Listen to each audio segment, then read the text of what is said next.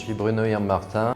Je suis Myriam Chemazouni. Je suis Fabrice Wall. La conseillère principale d'éducation du lycée Pasteur de São Paulo. Je suis professeur de sciences économiques et sociales. Le proviseur du lycée Pasteur à São Paulo. Responsable de vie scolaire. Bonjour monsieur, alors selon vous, comment l'école peut-elle intégrer des élèves avec des handicaps? Comment l'école peut-elle intégrer des élèves avec des handicaps? Donc déjà, quand on parle d'intégrer les élèves qui ont des besoins particuliers, je pense qu'il faut parler de l'école inclusive. La question, c'est pas comment l'école peut intégrer, c'est comment l'école doit intégrer. Alors, donc pour intégrer les élèves handicapés, il y a un besoin à la fois de moyens matériels et de moyens humains. D'abord, sur les moyens matériels, bien sûr, il faut que les établissements s'adaptent au public handicapé. Ça nécessite des dispositifs, des équipements. Et donc on pense évidemment au handicap physique, donc avec les ascenseurs et différents supports. Et puis aussi, d'une certaine manière, un changement d'état d'esprit. Et je pense que le lycée, il a cette politique-là, on a eu déjà des élèves qui avaient tant de besoins physiques comme d'autres genres de besoins. Et donc ce travail-là, il est fait.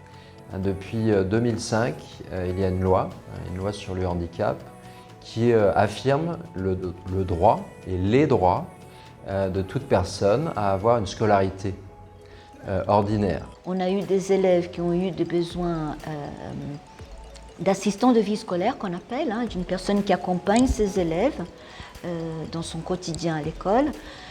On a eu un élève avec syndrome de Down aussi. Supports matériels qui peuvent aider les élèves. Et puis surtout, et moi je dirais que c'est ça qui manque le plus à l'éducation nationale française, c'est des moyens humains, des assistants d'éducation qui sont présents pour accompagner les élèves dans leurs travaux, dans leur permettre d'écrire quand ils ont un déficit au niveau des mains, par exemple. Ils peuvent tout à fait dicter ce qu'ils veulent dire à un adulte. C'est recevoir ces élèves, les accepter. Ils ont droit, comme n'importe quel autre élève, de suivre une scolarité. Donc l'établissement doit chercher comment organiser la scolarité d'un élève, que ce soit sur des questions d'accessibilité ou des questions aussi d'emploi du temps, de durée du travail, etc. Il faut évidemment qu'il y ait une sensibilisation des professeurs, de vie scolaire. Donc en fait, il y a tout un travail qui doit être mené par l'ensemble des équipes. Les équipes professorales, les équipes de vie scolaire, les équipes de direction, et toujours en lien avec la famille. C'est compliqué, on va être honnête. Alors j'ai dit, il y a des handicaps. Il y a des handicaps qui permettent de suivre une scolarité sans la nécessité d'avoir des aménagements trop complexes. Mais il y en a qui sont parfois plus difficiles. Et donc je pense que c'est notre rôle de les aider dans cette adaptation au milieu scolaire.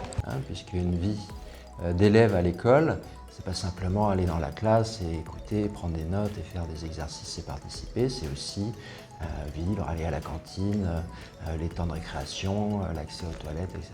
Donc c'est ça, à mon avis, c'est plus de moyens humains pour permettre aux élèves d'avoir une scolarité la plus normale possible. Ça nécessite des moyens. Donc je pense que tout ça, c'est l'école inclusive. Accueillir un élève handicapé dans une école, c'est d'abord échanger avec la famille, c'est échanger avec les professionnels de santé qui travaillent avec l'élève en dehors de l'école pour connaître précisément les handicaps et savoir de quelle manière il faut éventuellement aménager la scolarité.